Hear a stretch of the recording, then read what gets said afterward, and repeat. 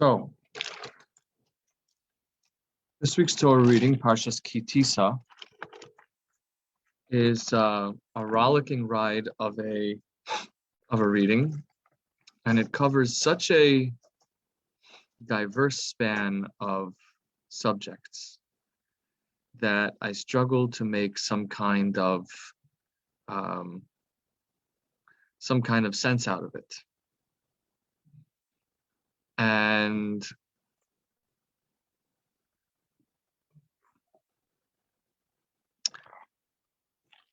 so, Tissa means literally, the context, the meaning in context is when you will count the Jewish people. But literally, it means when you will elevate the Jewish people. And when you think about elevating people, there's a bit of a difficulty there. To elevate someone means to raise them up higher than themselves, and that's kind of impossible, right? How can you be lifted up above yourself? So what do we do? And really, the Torah reading this week, by the way, beginning Exodus chapter 30, verse 11, Parshas Tissa. So it starts out talking about the counting of the Jewish people and the elevating of the Jewish people, the wash basin. So now, where are we going to be elevated? In the temple, and there's a wash basin, and the incense, which will be brought in the temple. And then we come to the actual process around the building of the temple, of the tabernacle, and the Shabbos, which describes the state of elevation. And to me, the next passage, starting from chapter 32, seems to be the key to elevation in an ironic kind of way, because it describes the Jewish people's descent into idolatry. And Moshe Rabbeinu's prayer on behalf of the Jewish people, trying to ask God to forgive us.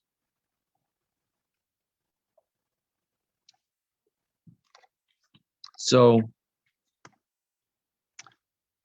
and it concludes then with the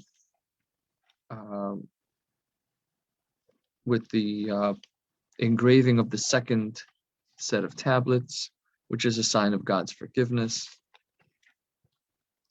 and some very beautiful teachings. Now, to me, this inclusion of the story of fall and sin in this endeavor to try and elevate the Jewish people is critical. It gets to the heart of what we're supposed to accomplish. When we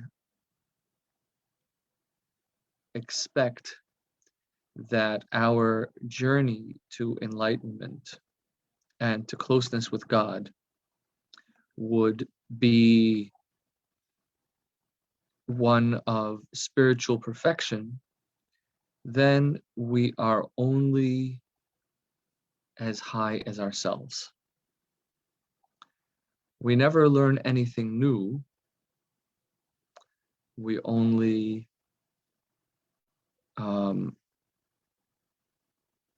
refine that which we already are. That's remaining on the path of spiritual perfection means that a person is just consistently refining themselves, but they're only ever remaining themselves. And remember, when we look at the words, so I translated it loosely, when you'll elevate the Jewish people, but specifically the verse says, when you will raise up the heads of the Jewish people, which kind of means take the highest part of the people, the head, and go even above that, or raise it above itself.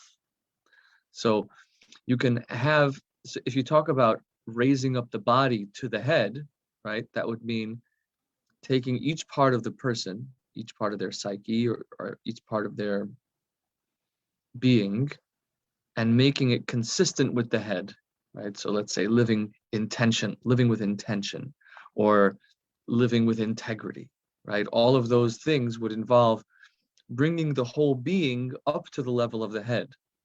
But raising the head is a whole different thing.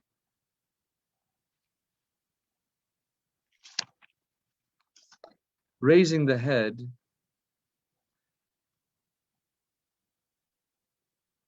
involves a period of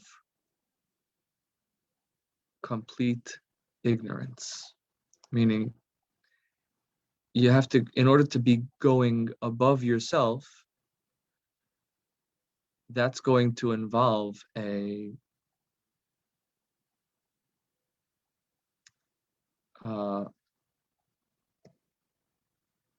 period of bewilderment,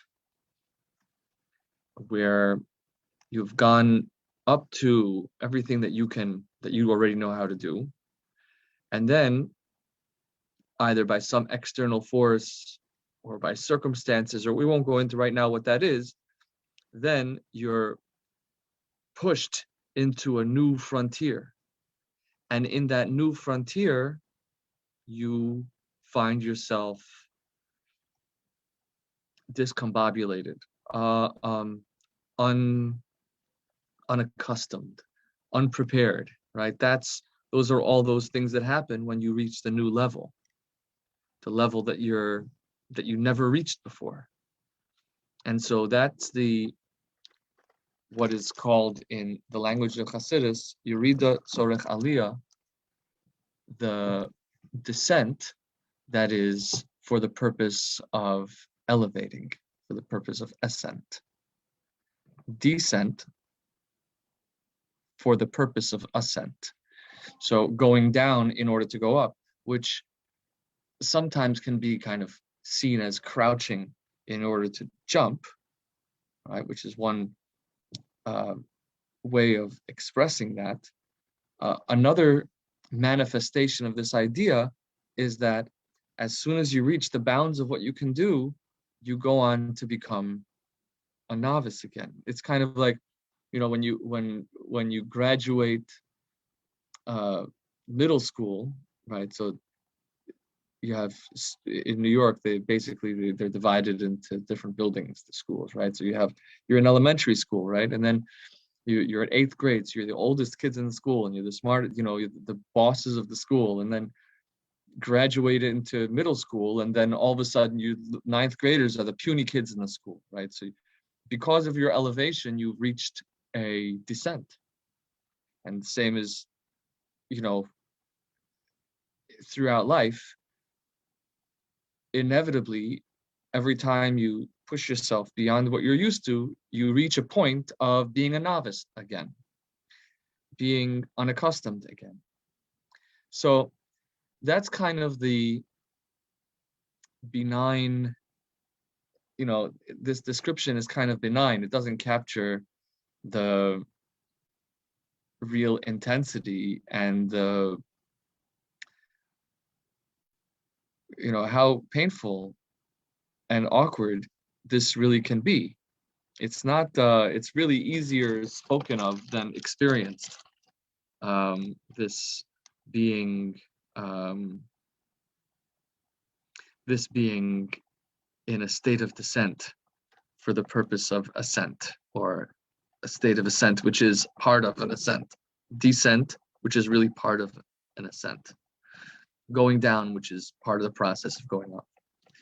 So that, so it doesn't really capture the real awkwardness and the real pain of that experience.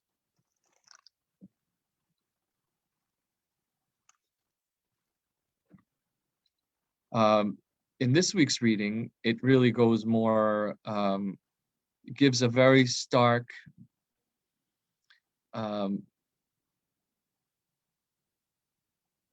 episode that I think captures this, and it is the story of the Jewish people descending into idol worship, going into the golden calf. And what happens is that they've received the Torah, and Moshe is on the mountain, is on Mount Sinai, uh, receiving the rest of the Torah for 40 days and nights. And then at the end of the 40 days, they say, "Where is Moshe?" And they look for some new um,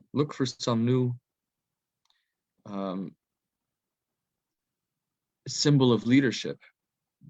They find themselves without their symbol of leadership, without their spiritual guide, and they're grasping for what to do, and they revert to their old habits learned in Egypt of idol worship.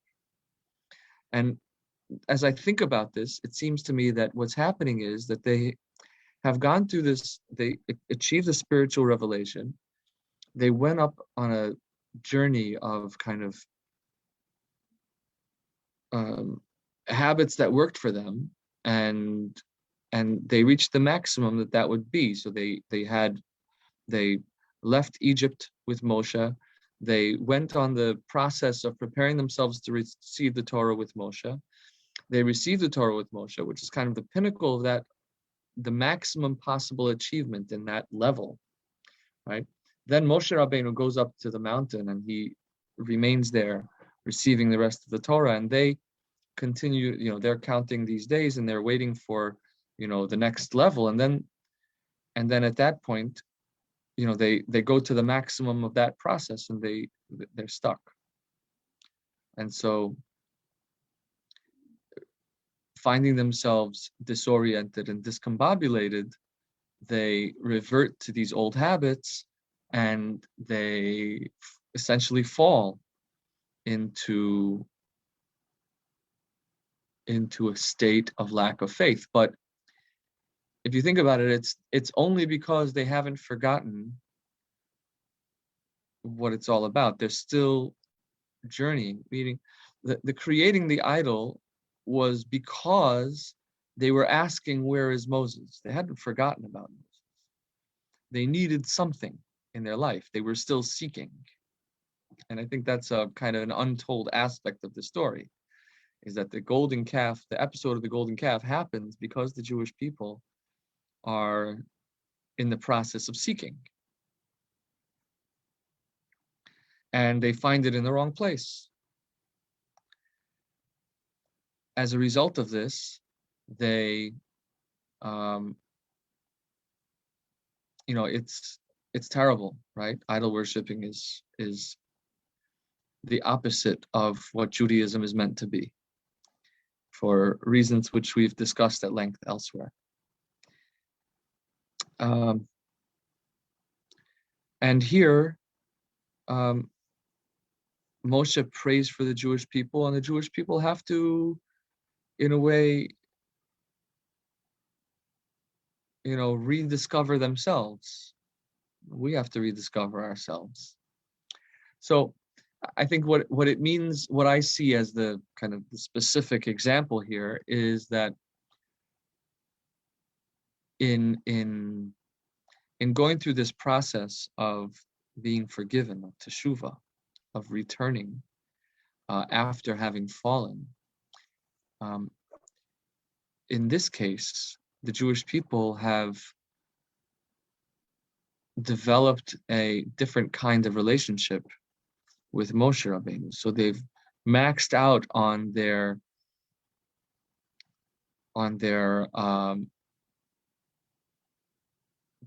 guided relationship, on Moshe Rabbeinu as their guide and leader, and now they are without him, which is necessary. I mean, Moshe Rabbeinu can't be present with the same intensity for for all of history. It's just not possible, and that's not the goal. The goal is that individuals should develop their own personal connection with God and their own, to be able to develop, as the Midrash says elsewhere, Ad shetei shel heves ola me'eleha, so that the flame can rise up on its own. So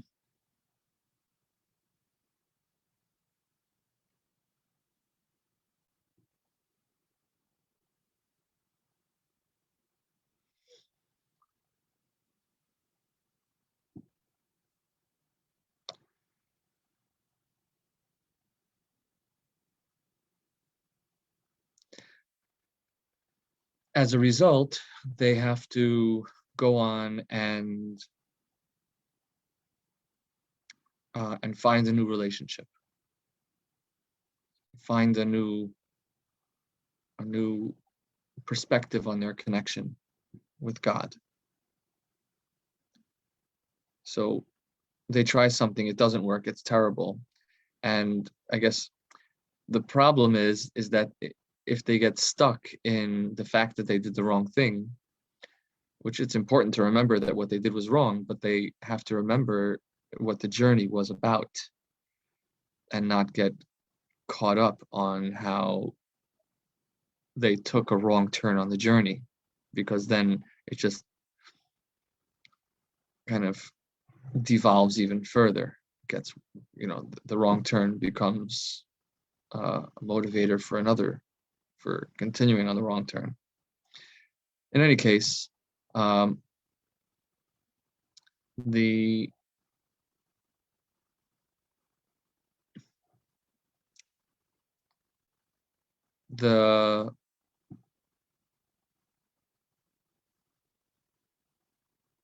so this is, I think, the process by which a person goes higher than themselves is it happens through this roller coaster of doing the best you can, getting really good at it, and then the next level will inevitably involve some awkwardness. So maybe I'm kind of sanitizing the awkwardness. Awkwardness is a fairly unawkward word compared to the actual mess that sometimes happens. But anyway, that's the procedure. Now, then talking about the goal, right? Why is it that the goal is not that we would, going to the specifics of the story, why is it that the goal was not that we would have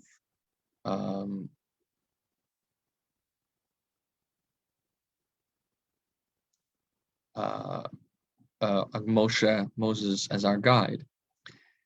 And that's because if we are to be Jews individually, it has to be, let's put it this way. There's two ways of looking at what is the project of Judaism. Either that the job gets done, or that Jews do their jobs, right? If it is that the job gets done, then, as long as somebody's leading everybody and everybody's doing what they're supposed to, that's great. But if it's that each person does their job, in a sense that each of us achieves our own inner spiritual transformation, then I can't achieve my spiritual transformation or my spiritual self-actualization if somebody else is telling me what to do. Right? That doesn't mean that somebody else shouldn't tell me what to do. It means that it has to be it has to be a manifestation of myself. So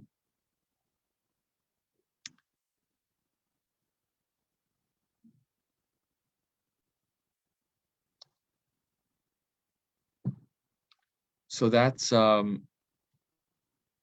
why it's important. So from this perspective of each individual reaching their own actualization, it's important that, so we start out being guided, but then, that's only one step in the process toward the next level, which is actually, having some self invested in this. So the self being invested in it is also kind of really important in this process of sin and failure and reconciliation, because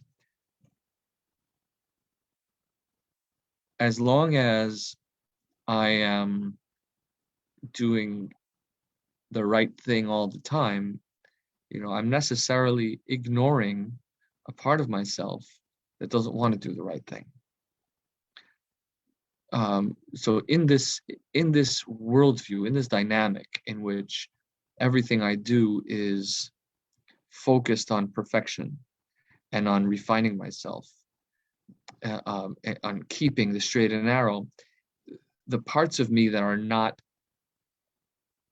on that track or are not on that team that stand right, there are parts of me that stand in opposition to that. So in order for me to be two things, so in order for me to be continually doing right, I will be seeing that part of me as opposition, and I will be kind of blocking that part of me off and kind of compartmentalizing it and treating it as nuclear waste, lock it up and bury it somewhere.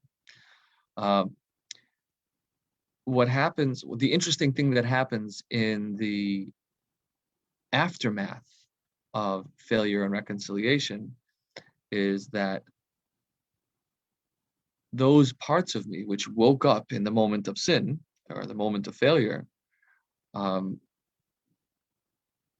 when I go to the reconciliation, when I go to the teshuvah, I find out that there is some special secrets hidden in there, which were important. And so going to the point of, let's say, to the specific example here with the sin of the golden calf, you have the Jewish people being excellent followers, right? And in order to be excellent followers, they have to continually suppress and cordon off the part of them that's a rebel and that's that wants to rebel against the following and that wants to think for itself and say, don't tell me what to do, right? Then when they reach the maximum level of being a great follower, and that maxes out as we described, then they resort to this kind of wild behavior, this not so following behavior, and they become independent, and they become rebellious, as the Torah refers to them, stiff-necked, rebellious people. And that's considered a sin. But after doing teshuvah, after reconciling, they learn that there's an important ingredient in their service of God called independence, which is necessary in reaching spiritual maturity. So they and so that's that's in the later kind of that's the next level then. But that was a treasure which was hidden in the part of them which was formerly seen as negative. So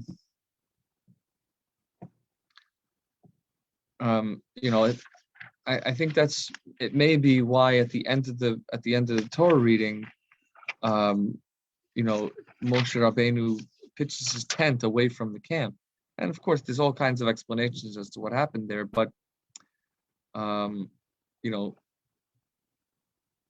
maybe he was making space for the Jewish people to attain their own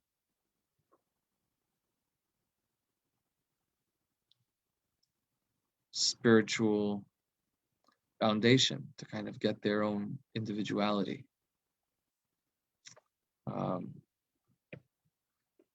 So this is the key Tissa, the elevating above ourselves. Well, it also has the capacity to kind of bring in previously unknown elements into the service of God that initially might appear as negative traits, but once we work through them and we kind of renounce the negative behavior, we might discover that there's something actually very beautiful in those negative traits, which can be really well used in the service of God. So, I hope you enjoyed today's discussion, and I look forward to seeing you next week. Take care.